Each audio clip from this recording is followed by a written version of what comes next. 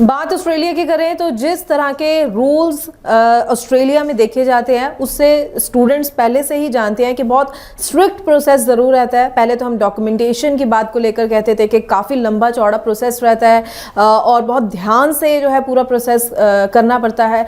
पर अब हम और अपडेट्स की बात करें, आने वाले टाइम में किस तरह के और स्ट्रिक्ट अपडेट्स आने वाले हैं, क्योंकि अगर बात हम आइल्स को लेकर करते हैं उसको लेकर भी कुछ चेंजेस आने वाले समय में हो सकती हैं, उसकी जानकारी शेयर करेंगे। साथ ही जीएसटी को लेकर और जो स्टूडेंट्स कोर्सेज को लेकर भी हम एक नया अपडेट आपके साथ ज़रूर शेयर करेंगे, ताकि अगर आप ऑस्ट्रेलिया जाने का मन बना रहे हैं तो इन बातों को ध्यान में रखते हुए ही अपना सारा माइंड बनाइए और उसी ढंग से अपना प्रोसेस जो है कंटिन्यू कीजिए। स्वागत है जी सभी का, मैं हूं हरजोत कौर और आज ऑस्ट्रेलिया स्टडी वीज़ा को लेकर और जो आइल्स, जीएसटी या कोर्स चेंज को लेकर ढेर सारी इंफॉर्मेशन आपके साथ शेयर करेंगे। चोपड़ा कंसल्टेंसी से अब्रॉड एजुकेशन एडवाइजर मिस्टर उदित चोपड़ा जी हमारे साथ हैं। बहुत बहुत स्वागत है जी। नमस्कार। नमस्कार हरजोत जी। तो उदित जी ज़रूर मैं ज़्यादा समय और नहीं लूँगी क्योंकि मैंने स्टार्टिंग में ही आज के टॉपिक की बात कर दी है, तो आप ज़रूर स्टूडेंट्स को इन आने वाले अपडेट्स पर, अभी तक तो ऐसा कोई अपडेट नहीं है, आने वाले टाइम में जब ये अपडेट आती हैं तो किस तरह से स्टूडेंट को अपनी तैयारी रखनी चाहिए? देखो मैम, थोड़ा सा ना पीछे चलते हैं। एक्चुअली हुआ क्या था, हुआ ये था कि जब भी क्या कहते हैं ऑस्ट्रेलिया ने वीज़े दिए कोविड टाइम में 2020 में, अगर हम देखें तो उसके बाद 5.5 लाख इन्होंने वीज़ाज़ दिए। जब इन्होंने वीज़ाज़ दिए तो उसके बाद ऑब्वियसली हाउसिंग की प्रॉब्लम्स आई तो इसका मतलब ये है कि जो वहाँ की लोकल बेसिकली सिटीजन्स हैं, पीआर हैं, उनको एक ऑब्लिगेशन था कि इतनी ज़्यादा जो मतलब बच्चे आ रहे हैं उनको बिकॉज उनके पास अकोमोडेशन ही नहीं है बेसिकली बच्चे सेट करने के लिए। सो अब हुआ क्या, that was at peak basically 2021-22 की हम बात करें। एंड देन एक होता क्या है कि जब कोविड में होता है तो इकॉनमी थोड़ी सी शेकन अप होती है। जब इकॉनमी शेकन अप होती है तो जब भी कंट्री क्या करती है, they choose other method to generate income. So international student is one of the easiest medium, जो बेसिकली यूके ने किया है पिछले 2 साल पहले। उन्होंने भी स्पाउस वीज़ा ओपन कर दिए, हर क्या कहते हैं वीज़ा, हर केस को वीज़ा दे रहे हैं। ऑलमोस्ट 100% सक्सेस रेट पे उन्होंने काम किया है।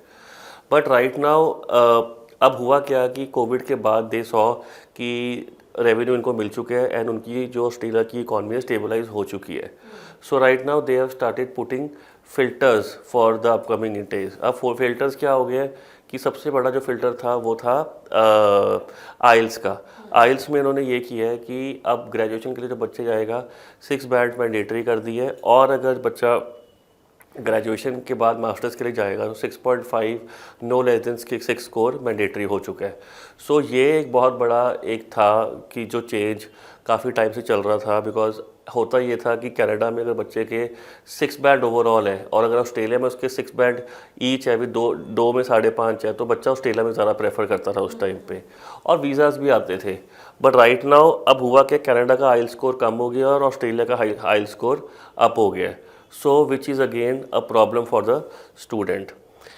अब दूसरी प्रॉब्लम ये हुई है कि जो बच्चा वहाँ पे जाके कोर्स चेंज करता था, राइट, पढ़ाई करने के बाद, और पढ़ाई के बाद अपना पीएसडब्ल्यू अप्लाई करता था। पीएसडब्ल्यू अप्लाई करने के बाद उसको एक मैंडेटरी जॉब लेनी पड़ती थी, या जॉब के बाद उसके अगर पॉइंट्स नहीं इकट्ठे होते थे तो वो क्या करता था कि बच्चा कोर्स दोबारा ऑप्ट करने की कोशिश करता था, एंड वो बहुत इजीली हो भी जाता था। बट राइट नाउ अब हो क्या गया है, पीएसडब्ल्यू के बाद एक नई चीज़ इम्प्लीमेंट हो गई है, GST.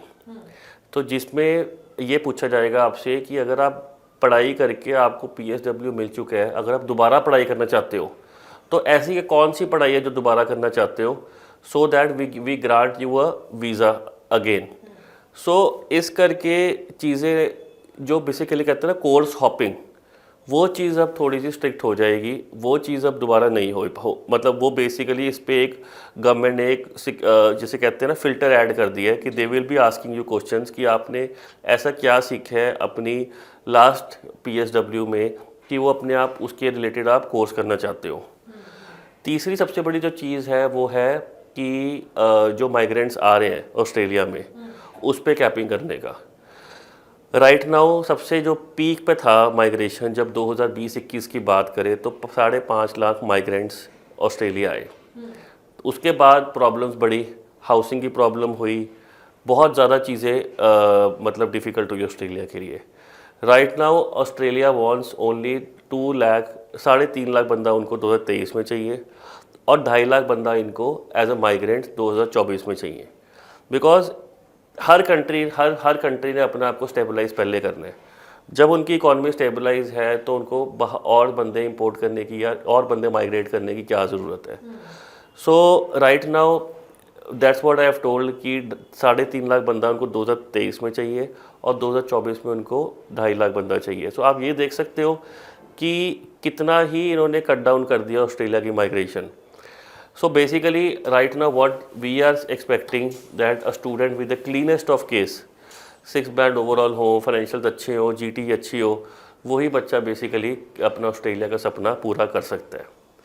And yes it's a matter of concern, but देखना पड़ेगा कि आते समय जुलाई इनटेक में कितने बच्चे पंजाब हरियाणा से जाते हैं, बिकॉज ऑब्वियसली इसको भी थोड़ा सा अभी टाइम है। जी, मैं एक सवाल ज़रूर करना चाहूँगी। जैसे कि आपने कहा कि एक कोर्स करने के बाद जब स्टूडेंट को पोस्ट स्टडी वर्क परमिट मिल जाता है, उसके बाद अगर कोई कोर्स वो और फील्ड चेंज करके करना चाहता है तो उसे सवाल किया जाएगा। तो क्या इन सवालों के जवाबों पर भी डिपेंड करेगा कि उसे वो कोर्स करने के लिए एडमिशन मिले, वो कंटिन्यू कर सके या नहीं? बिल्कुल मैम, एक नॉर्मल इंटरव्यू होगा फ्रॉम जो मिनिस्ट्री होएगी वहाँ की, जो देखती है सारे इमिग्रेशन मिनिस्ट्री है।